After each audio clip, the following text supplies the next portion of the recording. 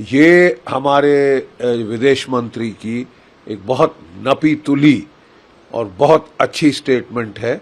उन्होंने clear indication दे दिया है कि जो नया भारत है वो किसी प्रकार से किसी की बुलिंग, किसी की दादागिरी, किसी की एक्सपेंशनिज्म को बर्दाश्त नहीं करेगा। अगर कोई हमारी सीमाओं का उल्लंघन करने की हिमाकत करता है, कोई भी देश, चाहे चीन चाहे पाकिस्तान, और उनका इशारा खासकर चीन की तरफ था, उसे माकूल जवाब दिया जाएगा, उसे एक फिटिंग जवाब दिया जाएगा। भारत में वो ताकत है, मिलिट्री, इकोनॉमिक, डिप्लोमेटिक हेफ्ट है। भारत एक की स्विंग स्टेट है, एक इमर्जिंग सुपर पावर है, एक न्यूक्लियर पावर है। आप इसे लाइटली नहीं ले सकते, आप हमारी सीमाओं का उल्लंघन नहीं कर सकते, और अगर आप करने की हिमाकत करेंगे आपको मुंह तोड़ जवाब दिया जाएगा।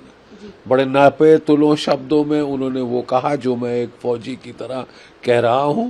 लद्दाख में हमने देखा है कि चीन ने ऐसी हिमाकत करी और हमने उसकी इंट्रूजन के अटेम्प्ट्स को man for man, gun for gun, tank for tank match किया, और फिर हमने जो पंगोंग सो के साउथ में जो कैलाश रेंज है उसमें वो तमाम जो हमारी हाइट्स हैं, रेजांगला वगैरह पकड़ के चीन को भी चौंका दिया था।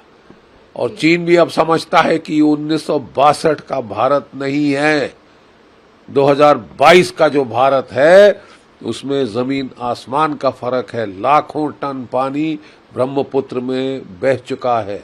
1967 में जब चीन ने ये हिमाकत करी थी सिक्किम के अंदर, तो उसे मुंह तोड़ जवाब दिया गया था, ऐसा जवाब कि जिसने हिला दिया था चीन की पीएलए को। तो चीन से यही आग्रह है कि वो दोबारा न करे, कि यथार्थ को वो भी समझे कि अपनी सीमाओं का उल्लंघन भारत कतई बर्दाश्त नहीं करेगा।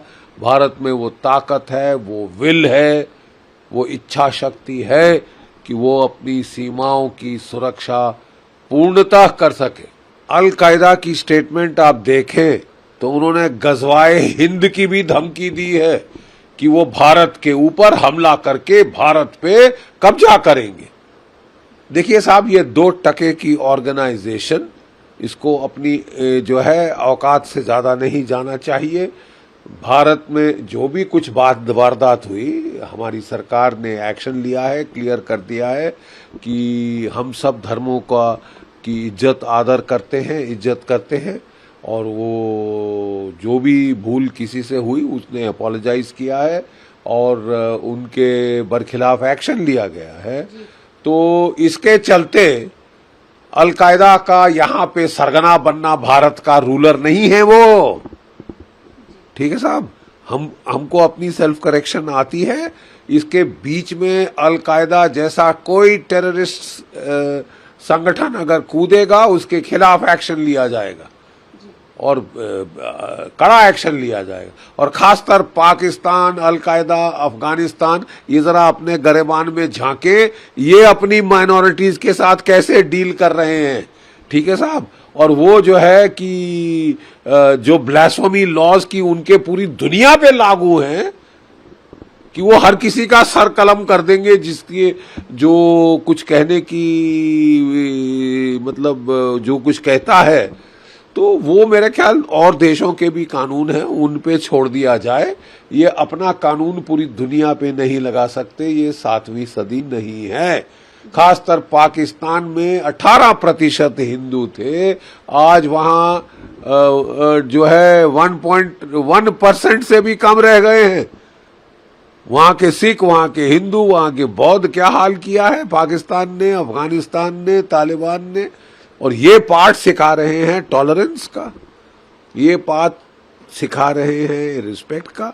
भारतीय सभ्यता में हमेशा एक जो है बहुत ही टॉलरेंट आउटलुक रहा है। वो भारत के अंदर कर्म योग, भक्ति योग और ज्ञान योग और राजयोग, कितने अलग पाथ्स हैं तरीके हैं भगवान की तरफ जाने के। कोई भी रूप, कोई भी नाम में या भगवान का नाम लें, हमें कोई आपत्ति नहीं। हमने कभी इंसिस्ट नहीं किया कि हमारा एकमात्र तरीका है भगवान तक पहुंचने का। ये हिंदू जो सभ्यता है, जो भारतीय इंडिक सिविलाइजेशन है, ये उसका हॉलमार्क है।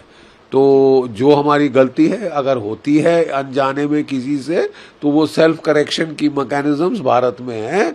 और हमारे इंटरनल मामले में लोग ज़रूरत से ज़्यादा ना कूदें। जो कुछ भी अपनी आवाज़ उठा रहे हैं बड़ी ज़ोर से, वो अपने भी गिरेबान में झांकें कि उन्होंने अपनी माइनॉरिटीज़ को कैसे ट्रीट किया है। जरूरत से ज्यादा इसमें हिपोक्रेसी की जरूरत नहीं है। आपका एक मापदंड है अपने लिए और दूसरों के लिए दूसरा मापदंड।